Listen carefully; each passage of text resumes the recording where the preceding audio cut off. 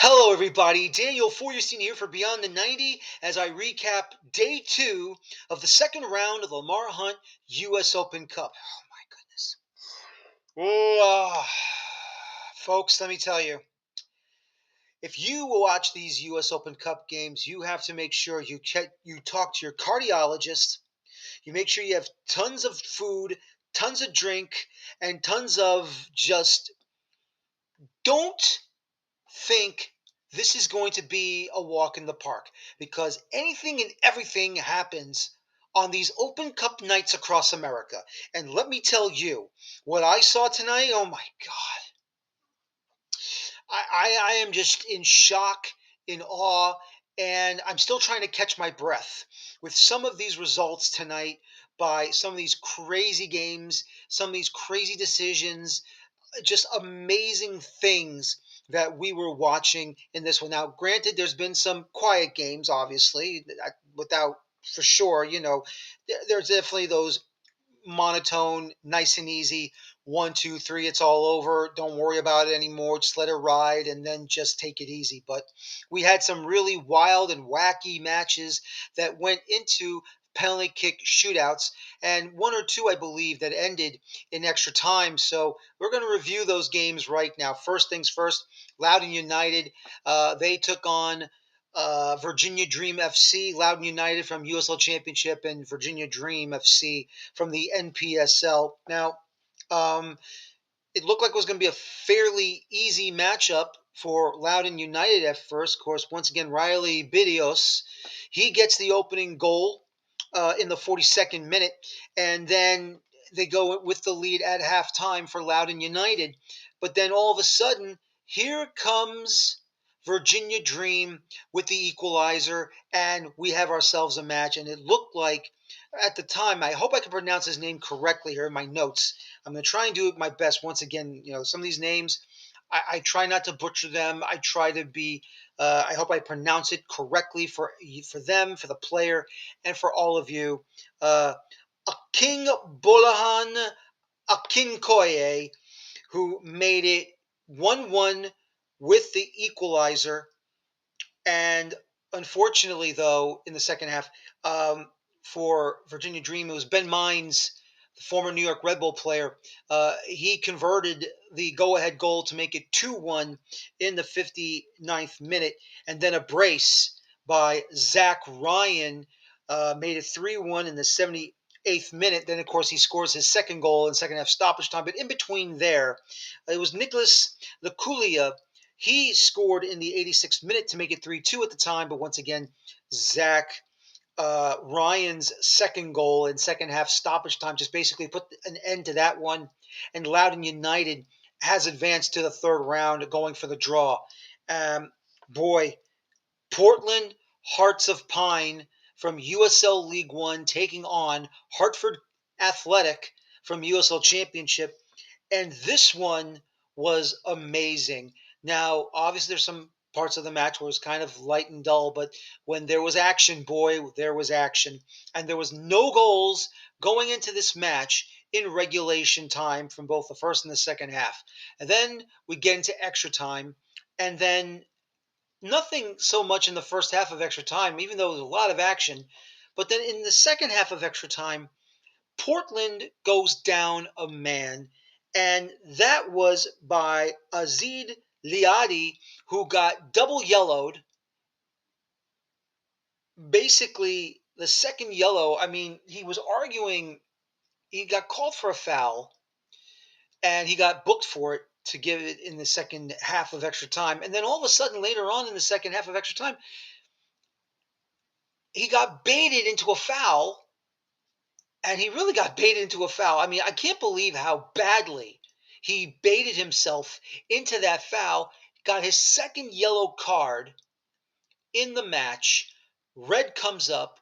Portland Hearts of Pine are playing 10 men the rest of the way. And then all of a sudden, Hartford comes out of nowhere. And in the 107th minute, it was Jordan Scarlett, the former New York Red Bull Academy player, who buried the chance off the corner, and it was 1-0 for Hartford Athletic. Now you're thinking this is all over. Nothing's going to happen. This match is done and dusted. It's all over. But then all of a sudden, in the 117th minute, here comes Portland, and all of a sudden, the club from Maine, down a man, gets a friendly bounce, and it goes into the net. That goal scored by Jacob Keegan in the 117th minute, and we are leveled at one, and we're going into the penalty kick shootout. Portland makes all their penalties. Hartford makes their first two penalties, but then the next two was a save and then shot over the crossbar. So 1-1, it was actually scoreless through regulation.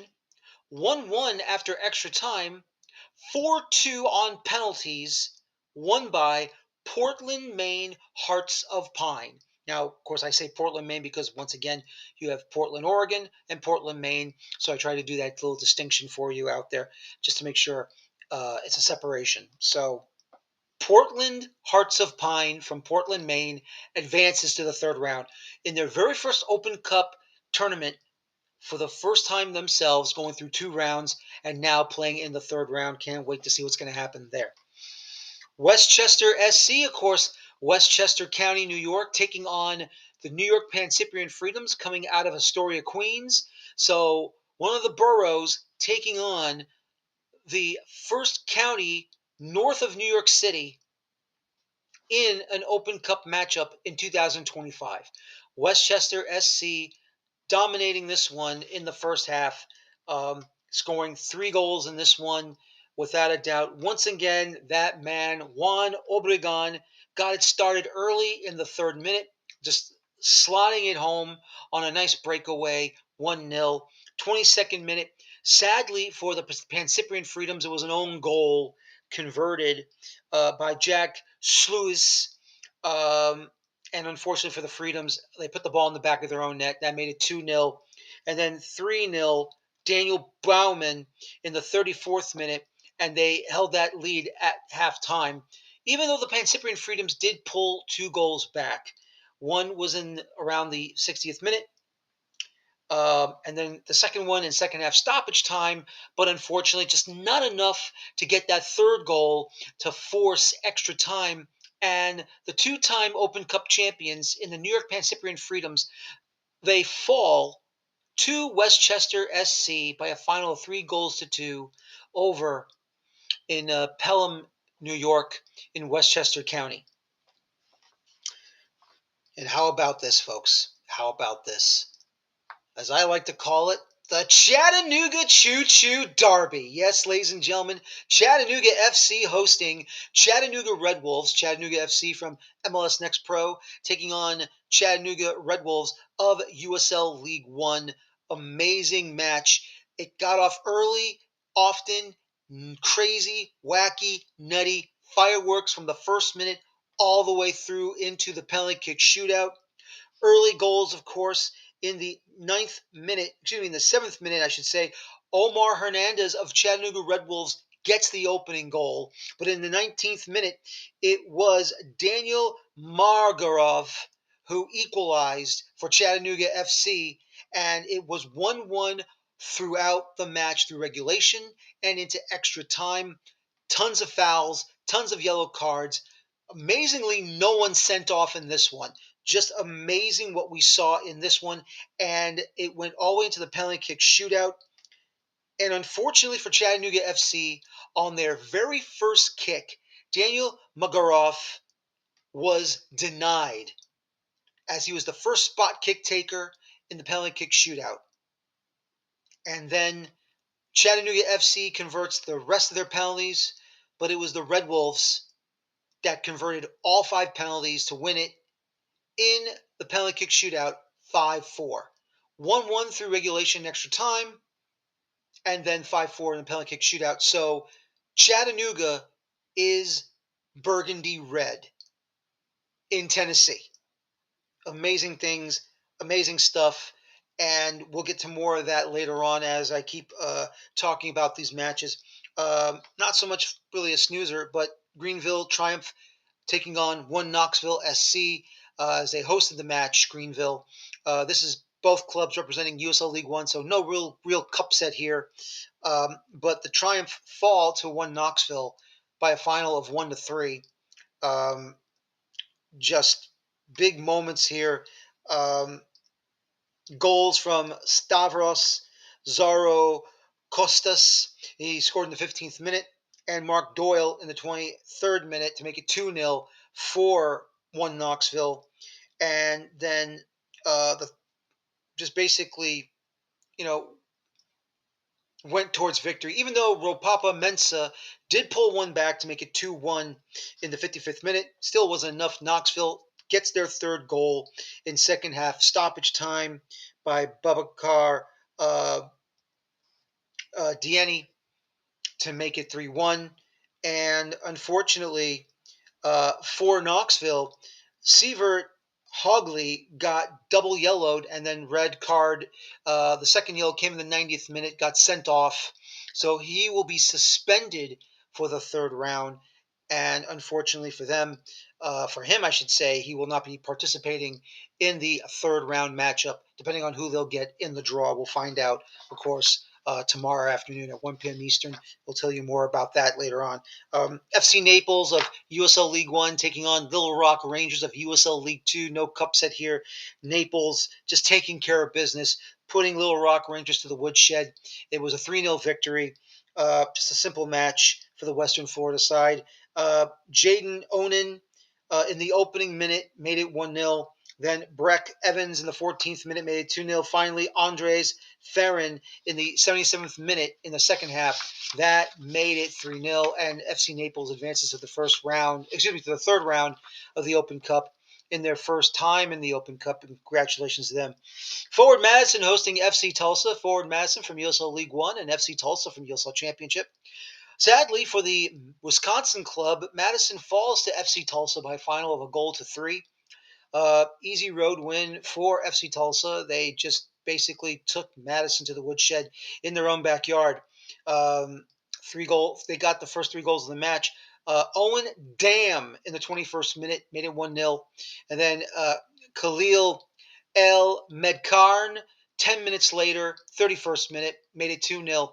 And then Taylor Calhera in the 51st minute made it 3-0. Even though Nazim Bartman pulled one back for Madison in the 68th minute, still wasn't enough for Ford Madison. They fall once again to FC Tulsa, and Tulsa advances to the third round.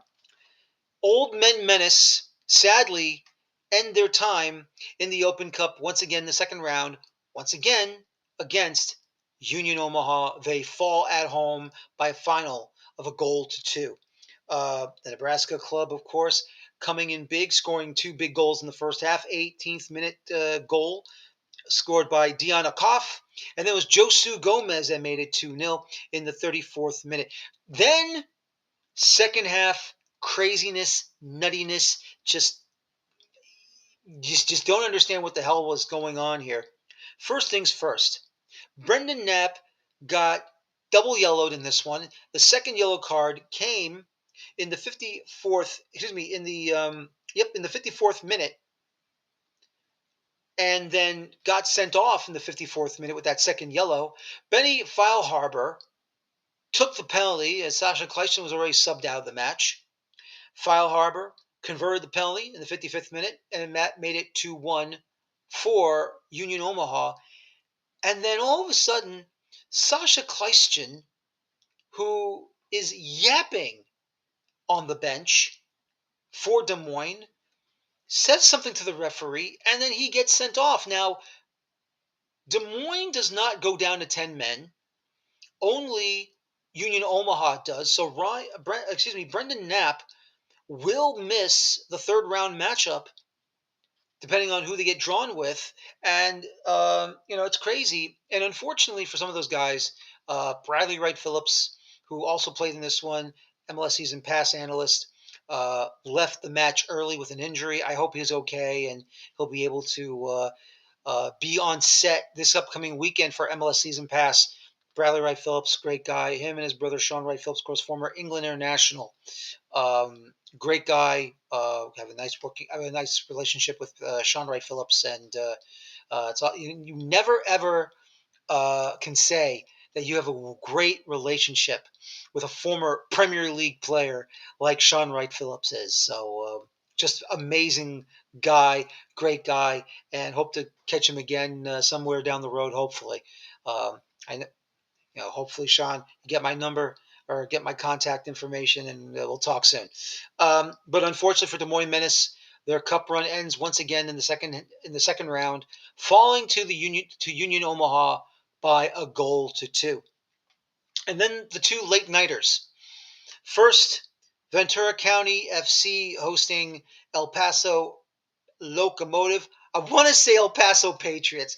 That was the old PDL team, unfortunately, not around anymore. But happy, of course, to see El Paso having a club again in American soccer in the USL leagues, of course, the Locomotive and USL Championship.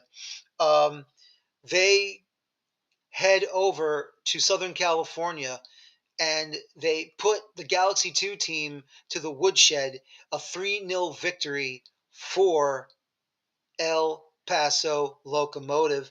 It all got started in the 19th minute um, as Daniel Carter opened the scoring, and then it would be Jose Alfaro, who did get booked earlier in the match before the first goal came, and then he scores the second goal in the 30th minute, and it looked like everything was going to be fine and no problems. Um, Wilmer Cabrera Jr., that's the son of the former head coach of the Rio Grande Valley Toros. I think he might be coaching El Paso. I could be wrong, though, but that's his son. He gets the third goal and the final nail in the coffin for El Paso. Now, Ventura County was playing with 10 men as their young player, and once again, they're all young players. Um, it was Jason Bucknor who got double yellowed within a span of 5 minutes. 31st minute gets his first yellow card, and then in the 36th minute, he did not like a challenge that he took, thought should have been a foul, so he fouls an El Paso player and then causes an injury. Reckless challenge, very reckless, could have really injured the player. Bucknor was seen, or I should say, he was shown a second yellow and then the red card, and he was done for the match.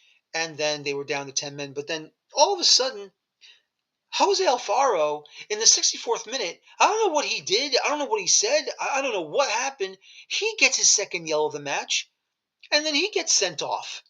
And so he'll be missing the third round matchup after we find out who they'll be drawn with. And boy, I gotta tell you, this is crazy. This is nutty.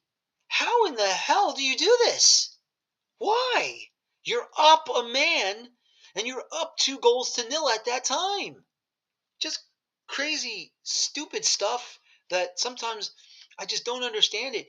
You have the numerical advantage. You don't have to do that type of fouling, or you don't have to say the magic word to the referee. You're winning. Don't do that. It was stupid. It was stupid and dumb. Don't do that. I don't know why it just happened. And the final match of the night, Tacoma Defiance of MLS Next Pro, third division, the Seattle Sounders 2 team, hosting Spokane Velocity of USL League One. The battle once again for the state of Washington. Spokane Velocity get the opening goal. Now, this is the gentleman's name. Please don't make fun of it. Yes, Asian descent. This is Mr. Kang Jun Moo. Converting early in the third minute, and that made it 1-0 for Tacoma Defiance in the first half, led all the way into halftime, started the second half with the lead, but then all of a sudden, the 78th minute, Spokane Velocity pull off the equalizer. Luis Heel getting that equalizer, and then we go into extra time. And then originally, I thought it was a regular goal by Tacoma Defiance, but no, the ball hits a Spokane player, and it was an own goal in the 100th minute given to Marcelo Lage of Spokane Velocity. It's an own goal, and he helps Tacoma Defiance get the win in extra time by a final of 2-1. So there you have it, ladies and gentlemen. Here's some other notes for you from tonight in the Chattanooga Choo Choo Derby. Over 12,000 at Finley Stadium came to watch that match. Over 3,000 watched it online on US Soccer's YouTube channel. And of course, that information coming from Simon Evans of the Associated French Press. He's based in South Florida, my colleague, Simon Evans. So, in the writing business. So I want to thank I want to thank Simon Evans for that nice little nugget and that nice little piece of information right there. El Farolito is the lone amateur side representing the National Premier Soccer League. They will earn the $50,000 prize money as the lone and remaining amateur side in the U.S. Open Cup for 2025. What they do from here on out will be amazing and it will be a miracle. So we'll have to wait and see what's going to happen and who they'll be paired up with in the third round draw. And finally, great news, of course, if you listened to the broadcast between Ventura County FC and El Paso Locomotive, as we all know, CBS Sports will be broadcasting the 2025 Lamar Hunt U.S. Open Cup from the third round all the way to the final. But the third round draw will be broadcasted and streamed live on CBS Sports Golazo Network. So either go to your Paramount Plus website or app if you have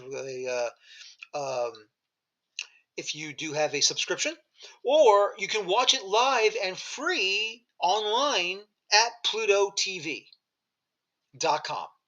So head on over to CBS Sports Golazo Network at 1 p.m. Eastern, 10 a.m. Pacific, so that you can watch the third round draw on CBS Sports Golazo Network. Fantastic stuff.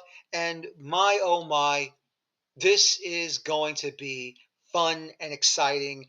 I mean, I'm pumped up. I'm ready for this. This is going to be tremendous. I'm just so happy about this. So excited, so happy. And this is going to be once again fantastic stuff as we get ready for the third round proper later this month. Once again, another Open Cup night across America is in the books, and it is once again successful. Once again, come to Beyond the 90 at beyondthe90.substack.com for our articles. Myself, Carter Krishnaiyer, Brett Mullenix, Villain and the Rooster, Alex Ashton, Jonathan Starling, and many other talented writers. And of course, don't forget, you can watch our podcasts, our video casts here at Beyond the 90 on beyondthe90.substack.com or on our YouTube page, or you can listen to the audio with our podcasting on both Apple Podcasts and Spotify. My name is Daniel Feuerstein here for Beyond the 90. This has been your U.S. Open Cup 2025 edition, second round, day 2 review. Get ready for the third round draw this Thursday, April the 3rd, streaming live on the CBS Sports Golazo Network, once again, either through Paramount Plus app and website or live and free on PlutoTV.com. Bye-bye for now, everybody.